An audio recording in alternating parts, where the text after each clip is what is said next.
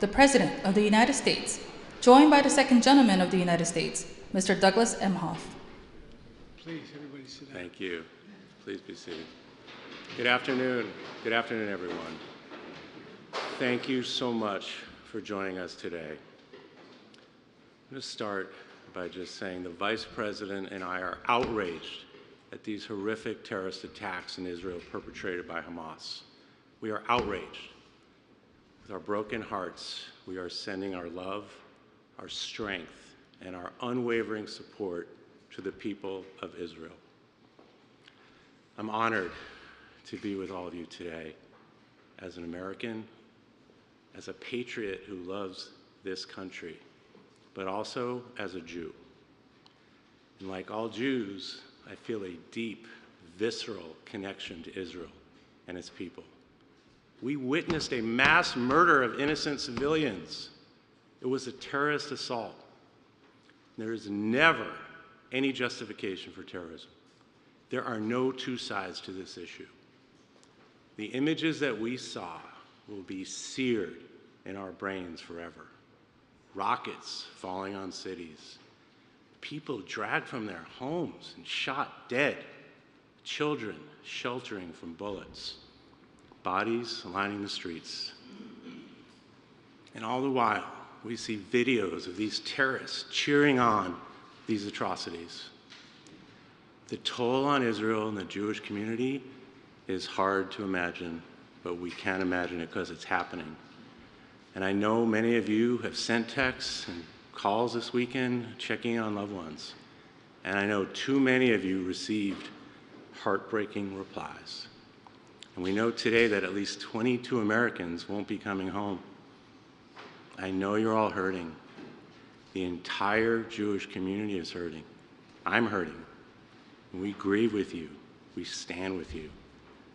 But thank God we have the steady leadership of Joe Biden and Kamala Harris during this unthinkable time in our history. Their moral compass, their calm, their empathy are what we need in this time of crisis. And we saw that yesterday when President Biden, with Vice President Harris and Secretary Blinken by his side, powerfully addressed the nation and made clear to the world that Israel has the United States' unwavering support. Our President and Vice President are making sure Israel has what it needs to defend itself. We are grateful for their leadership and support for Israel at this exceptionally difficult time. We also acknowledge and address how these events will impact us as Jews, and why we're here to have this discussion. And I know many of us feel a deep fear that these attacks will, unfortunately, and already have, led to a rise in hate and anti-Semitism. We're already seeing it. And that's why this discussion and the work you and your organizations do is so vitally important. Almost a year ago, I sat right in this spot, in this very room, and many of you were here with me that day. And then we called attention to the epidemic of hate that we're facing. And following that meeting, we took action. And in May, the Biden-Harris administration released the first ever national strategy to counter anti-Semitism. The plan includes over 100 meaningful actions we are taking right now to fight back against anti-Semitism and hate. And each of you played a role in crafting this strategy. We couldn't have done this without you. So thank you for the work that you've done, that you're continuing to do. And as we're going to discuss later, myself and the Biden-Harris administration officials are working with federal, state, and local leaders to implement this plan across the country. We're going to continue to bring people together, and importantly, we're going to build coalitions to fight back against hate. We cannot do this alone. The story of the Jewish people has always been one of perseverance and resilience. In dark times, we come together and we fight back, and we also seek to build a better world. Last year, before my trip to Poland and Germany, President Biden took me into the Oval Office. He told me how his father had taught him about the horrors of the Holocaust, and how he later traveled to Dachau with his children and grandchildren to teach them those same lessons. So I know firsthand how important it is to President Biden to preserve our Jewish history and to make sure that hate has no safe harbor in America and the world. As an American Jew, I am so grateful that in this moment of tumult and pain, we have Joe Biden as president and Kamala Harris as vice president. It is now my honor to introduce a true advocate for the Jewish community. Please join me in welcoming President Joe Biden.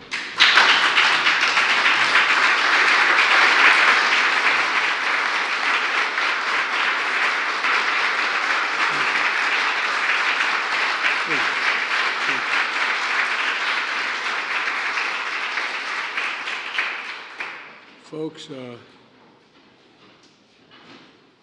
I came first of all to say thank you. Thank you to all of you in this room. You've not only cared, but you've been breaking your neck the last couple of years to deal with this overall issue of anti-Semitism. And I know many of you are personally impacted by what's happened in Israel.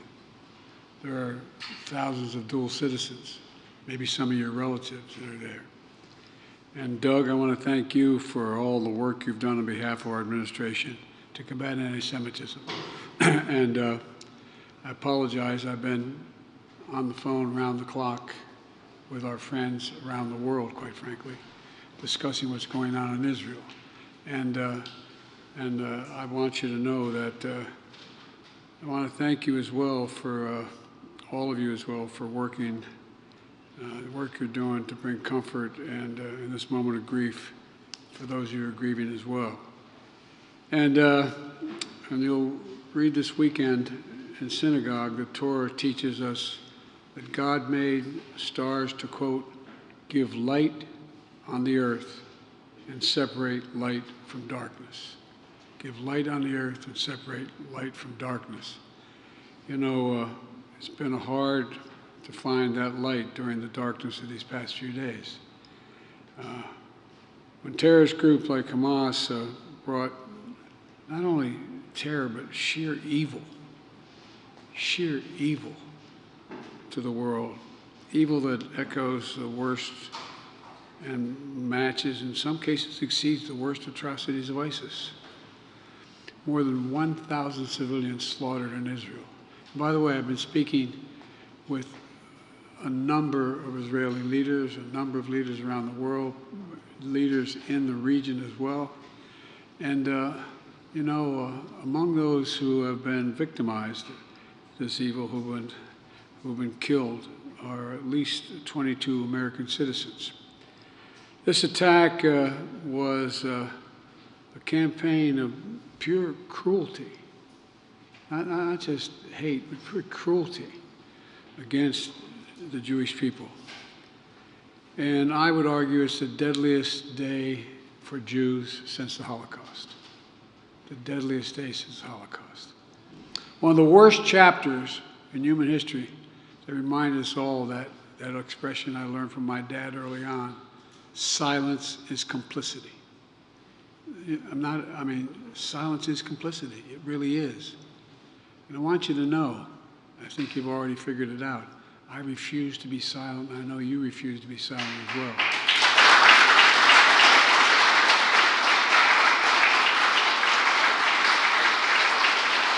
And you all, I know you're here with my senior staff, you all represent a voice that America has to hear. America can't be silent. You know, we not only reject terrorism, but it goes beyond that. It goes beyond rejecting terrorism. You know, I spoke with Prime Minister Netanyahu for I don't know how many times, but again this morning. And already we're surging additional military assistance to the Israeli Defense Force, including ammunition, interceptors to replenish the Iron Dome, and we've moved the U.S. carrier fleet to the Eastern Mediterranean, and we're sending more fighter jets there in that region, and made it clear to the Iranians, be careful. We want to make it real clear. We're working on every aspect of the hostage crisis in Israel, including deploying experts to advise and assist with recovery efforts. Now, the press is going to shout to me, and many of you are, that, what are you doing to get these folks home? If I told you, I wouldn't be able to get them home. Folks, there's a lot we're doing. A lot we're doing. I have not given up hope on bringing these folks home. But the idea that I'm going to stand here before you and tell you what I'm doing is bizarre. So I hope you understand how bizarre I think it would be to try to answer that question. In the days ahead, we're going to continue to work closely with our partners in Israel and around the world to ensure Israel has what it needs to defend its citizens, its cities, and to respond to these attacks. As I said yesterday, my commitment to Israel's security and the safety of the Jewish people is unshakable.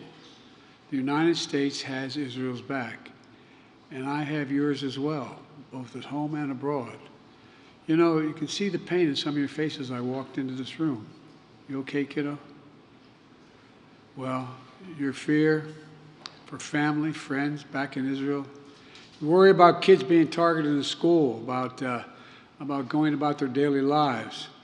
You're hurt by the downplaying of Hamas's atrocities and blaming Israel. This is unconscionable. And I've asked members of my team, including Homeland Security Secretary Mayorkas and Attorney General Garland, to work intensively with our Jewish community partners so many of you here to set up security around Jewish life in America, identify, prevent, and disrupt emerging threats that occur. We're also going to continue to condemn and combat anti-Semitism at every single turn, at every turn. The past few days have been a solemn reminder that hate never goes away.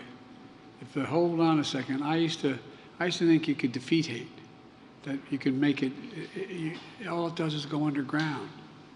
It just goes underground, it doesn't go away.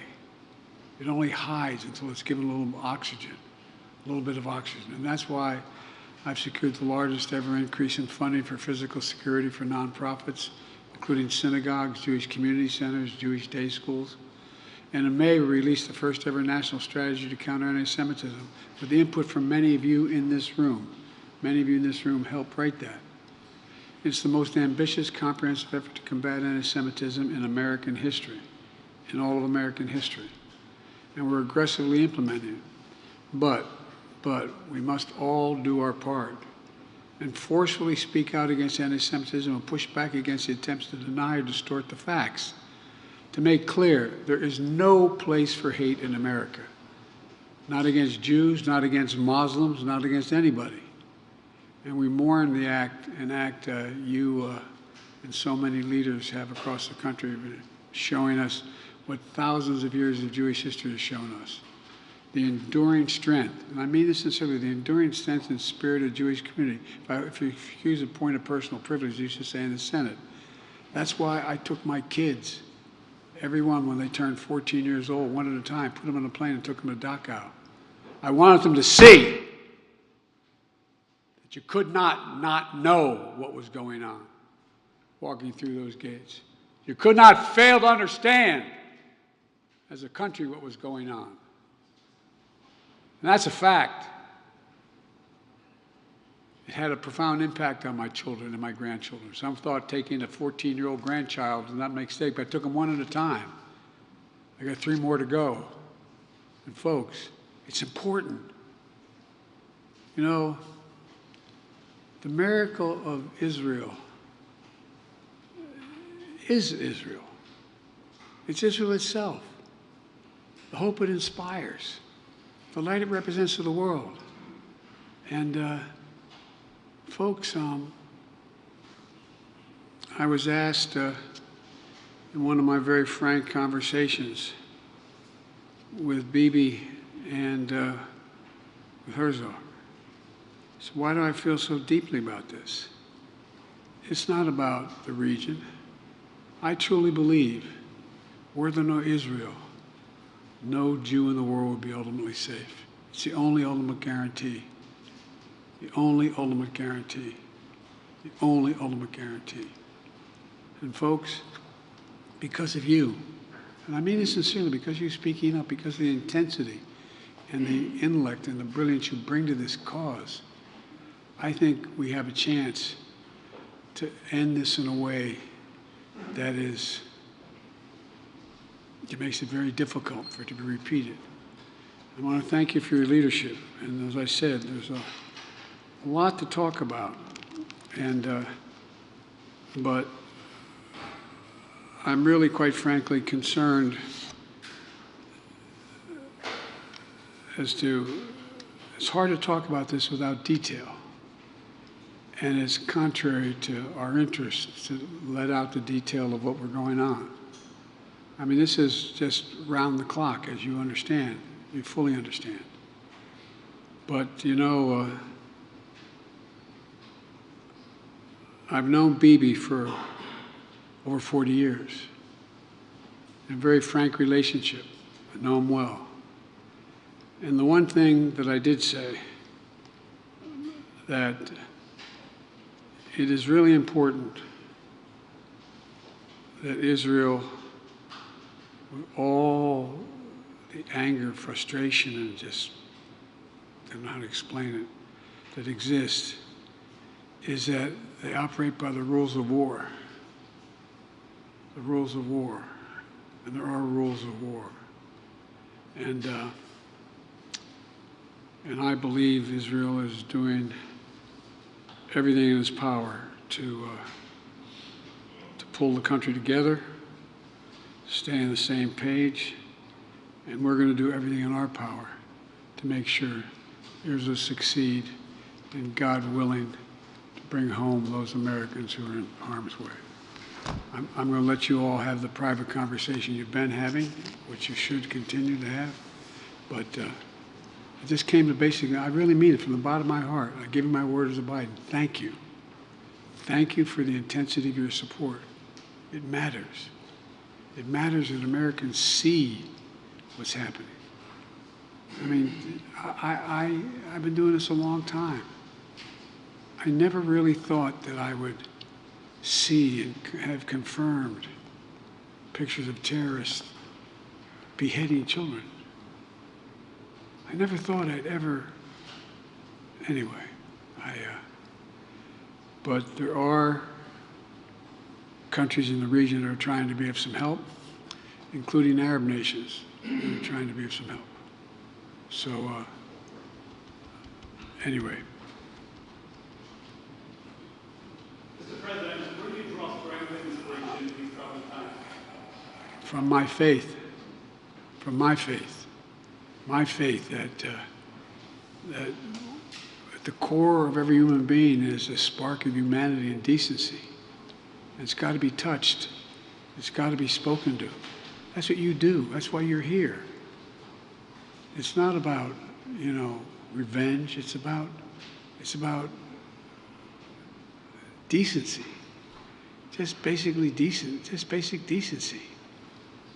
Treating people with a sense of, I don't know quite how to say it, but I know we can overcome this.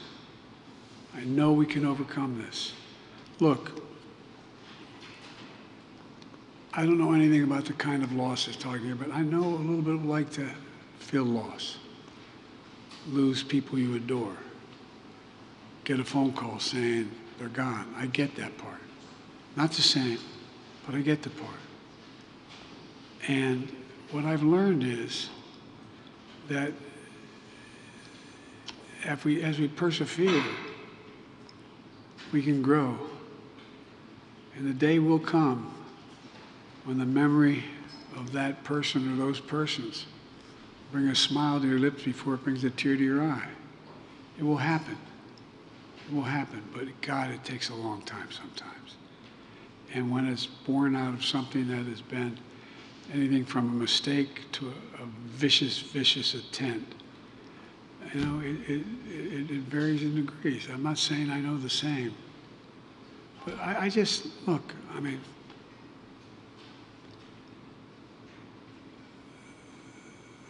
I'll never forget, well, I won't go into that. Anyway, I just think that if we stay true to our values, pursue with every inch and every bit of our energy to get this right, we can bury this again and bring people back. bring people home and bring it together. I think we can change the Middle East.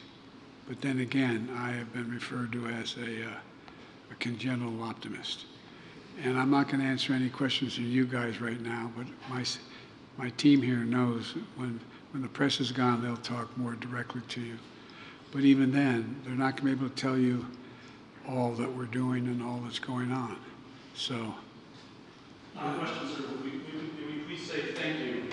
80 years ago this week, a group of 400 rabbis came to Washington, hoping to meet with Franklin Delano Roosevelt and appeal to him to act to rescue the Jews who were being persecuted in Europe.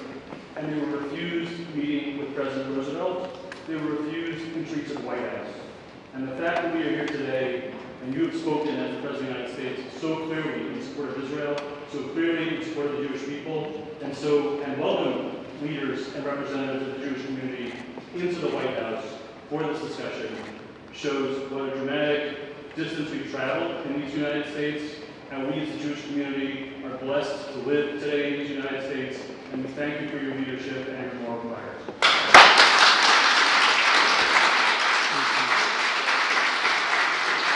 Thank you.